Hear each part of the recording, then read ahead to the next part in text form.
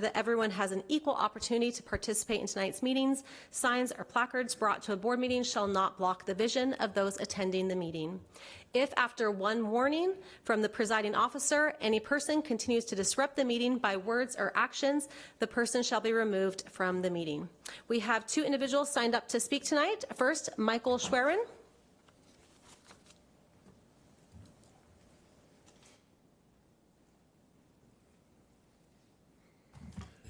Good evening, school board members, Dr. Vincent and staff present.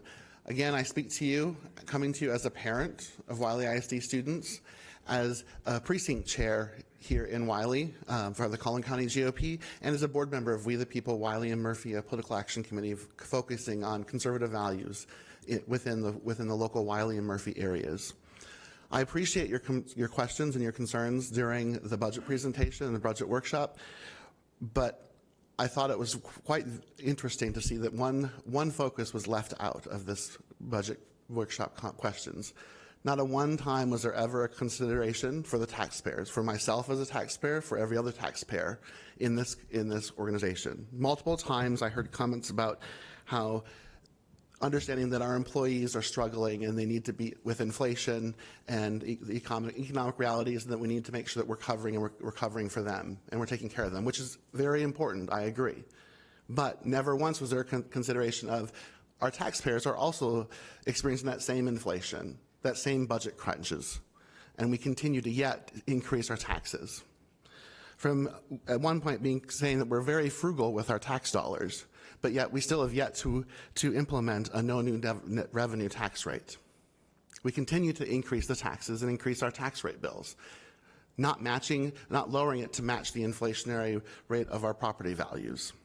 In fact, while we were sitting here, I did a quick calculation. Our 2018-19 school year budget was $171 million, and this year, the current budget is $214 million. That's an increase of $43 million, about a 25% growth.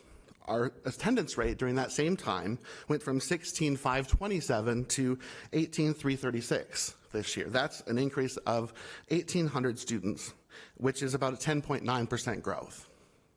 So we're increasing students by 10%, but yet we're increasing our budget by 25%. That isn't what I call frugal.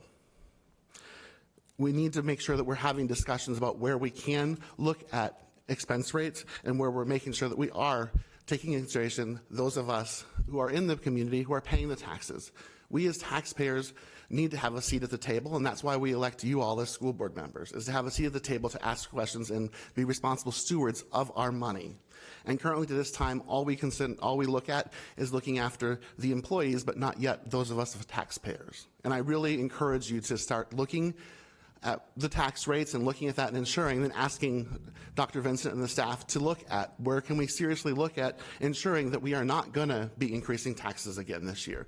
That with the inflation rate that as it is, we should be giving all of our taxpayers a budget cut and looking at keeping our taxes similar, a flat rate. I'm not even asking you to cut them below and lower the tax rate. Just keep it at the no. Thank you, Mr. Schwerin. Your time has expired. Our next speaker is Jessica